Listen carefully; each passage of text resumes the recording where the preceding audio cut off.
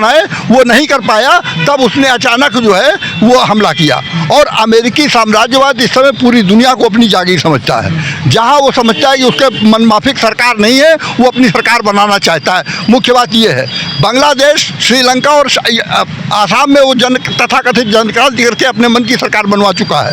वो हमारे देश की सरकार को उसने बस में कर रखा है। जहां वो नहीं कर पाया, वेनेजुएला में उसने ज़बरदस्ती जो है, जब वेनेजुएला के राष्ट्रपति का अपहरण किया था तब भी हम लोगों ने सिविल लाइन्स में यही प्रदर्शन किया था और साम्राज्यवाद मुर्दाबाद के नारे लगाए थे। और साम्राज्यवाद के मुर्दाबाद के तो नारे हम आगे भी लगाते रहेंगे। लेकिन फिलहाल आज इस समय जो ईरान में जो अमेरिकी हमला हुआ है उसकी हम घनघोर निंदा करते, उसका विरोध करने के लिए हैं। और हम भारत सरकार का भी विरोध कर रहे हैं कि उसने कोई ऐसा फैसला नहीं लिया है, कोई ऐसी नीति नहीं दिखाई है जो ईरान के साथ खड़े होने की कोई नीति हो।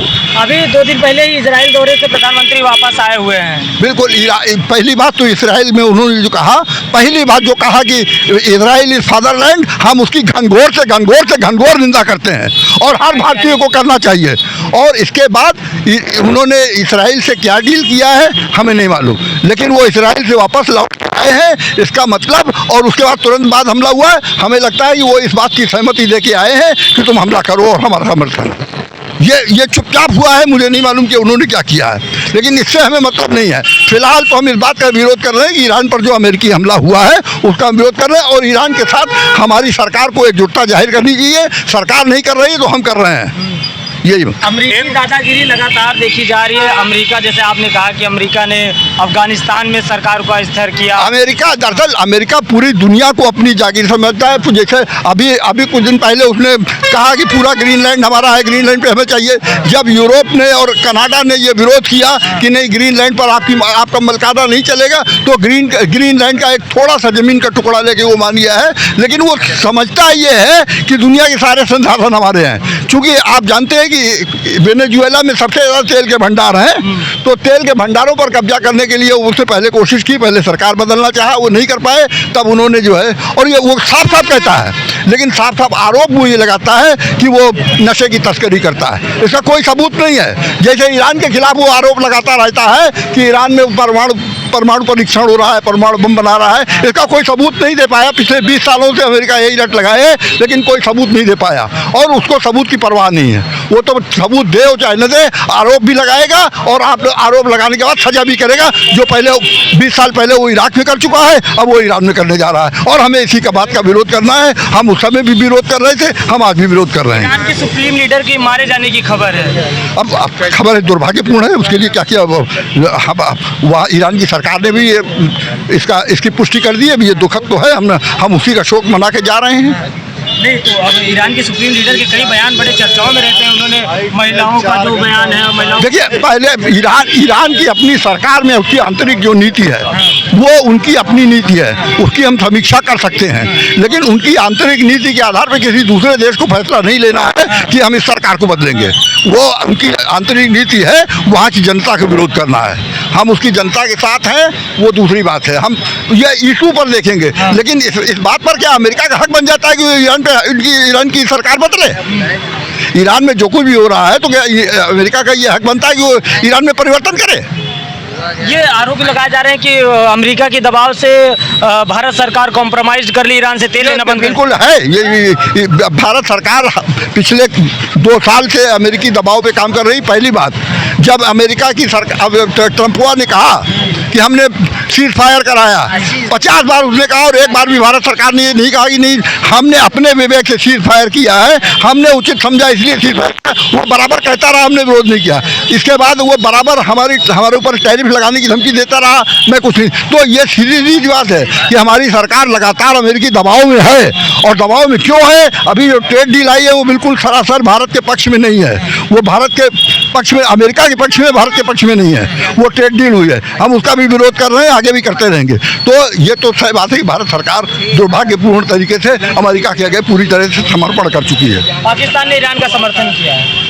अब पाकिस्तान करे, हम अपने विवेक से तय करेंगे कि ईरान का हमें विरोध करना है, पाकिस्तान कर रहा है। इसलिए नहीं, एक मिनट, पाकिस्तान विरोध कर रहा है इसलिए हम समर्थन कर रहा है इसलिए हम विरोध कर रहे हैं, ये तर्क नहीं है। सवाल है कि हमारा ईरान हमारा मित्र रहा है, वो पाकिस्तान का भी मित्र हो, अमेरिका के भी हो, उससे मतलब नहीं है। हमारा मित्र रहा है, हम अपने मित्र के साथ खड़े रहेंगे, बात खत्म। आपने मित्रता की बात की सर, सोशल मीडिया पे बड़ी तेजी से ट्रेंड है। जब इजराइल का अस्तित्व नहीं था तब से ईरान और भारत की दोस्ती है। बिल्कुल है, ये सही। अरे उससे भी पहले भारत और ईरान की जो डीएनए, जो बड़ा प्रिय शब्द है हमारे प्रधानमंत्री, भारत और ईरान का डीएनए एक है। हमारी सभ्यताएं एक है। जो 3000 साल पहले से जिस समय हमारे बुद्ध जी का उदय हो रहा तो उस समय ज़रथुस्त्र ईरान में कर रहे थे, तो हमारे यहाँ धार्मिक आंदोलन भी एक साथ हुए हैं। तो ईरान और भारत की मैत्री तो हजारों साल पुरानी, जब अमेरिका का अस्तित्व नहीं था।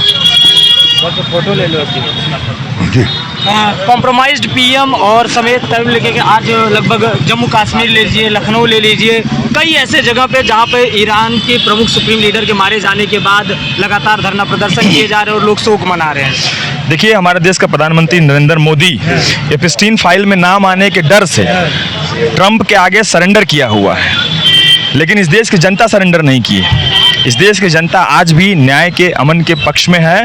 ईरान पर किए जा रहे जो हमले हैं, कातिलाना हमले, जिसमें 100 से ज़्यादा बच्चियां मारी गई, बच्चे मारे गए हैं, स्कूलों पर मिसाइलें गिराई गई हैं, अस्पतालों में मिसाइलें गिराई गई हैं, इस मानवता पर जो हमला हो रहा है, जो इजराइल और अमेरिका के गठजोड़ में किया जा रहा है, और जो दुनिया को ये मैसेज दिया गया कि नरेंद्र मोदी जिस दिन इजराइल गए उसी के ठीक अगले दिन ये हमला करके ये दिखाया गया कि भारत भी इस युद्ध में साथ है। तो एपस्टीन फाइल में, नरभक्षकों की फाइल में, जिसमें इंसानों की मांस परोसी जाती थी, उस फाइल में नाम आने के बाद ट्रंप के आगे मोदी भले सरेंडर कर दिए हों, ट्रंप के आगे मोदी भले सरेंडर कर दिए हों, लेकिन इस देश की जनता सरेंडर नहीं की है। वो सड़कों पर है, वो प्रतिवाद कर रही है, प्रोटेस्ट कर रही है और मांग कर रही है कि दुनिया में ये जो दुनिया को युद्ध में धकेलने की जो कोशिश हो रही है, इस पर रोक लगाई जाए और ईरान के ऊपर युद्ध पर तत्काल रोक लगाई जाए, और युद्ध अपराधी अमेरिका का ट्रंप और नरसंहार करने वाला युद्ध अपराधी नेतन्याहू, इजराइल का प्रधानमंत्री नेतन्याहू, इन दोनों को सजा दी जाए। जिस आप कह रहे हैं स्कूल की बात कर रहे हैं, कल जो तस्वीरें निकल करके आई, लगभग 51 बच्चों की दुखद मौत हुई जब एक मिसाइल सीधी स्कूल पे गिरी। 51 नहीं, सैकड़ों, 100 से ज़्यादा ये आंकड़ा पहुंच चुका है अभी तक। 51 बहुत अर्ली खबर थी, लेकिन अभी तक का जो अपडेट है वो सैकड़ों बच्चों के मारे जाने की खबर है। सीधे स्कूल पर मिसाइल गिराई गई है। ये दिखाता है कि अमेरिका का जो चरित्र है वो कितना अमानवीय है। वो ईरान पर सिर्फ इसलिए हमला कर रहा है कि वो वहाँ के जो रिसोर्सेज हैं, जो ऑयल का भंडार है, उस पर वो नियंत्रण कर सके। वो जो अमेरिका की जो सत्ता जिस तरीके से वो चाहता है कि अपना मनमाना करते हुए तेल बेच सके, तेल पर नियंत्रण कर सके, उसको बनाए रखने के लिए वो किसी भी स्तर तक जा सकता है। एपस्टीन फाइल ने तो ये उजागर ही किया था कि ये इंसानों की मांस तक खाने वाले लोग हैं, बच्चियों का बलात्कार करने वाले लोग हैं।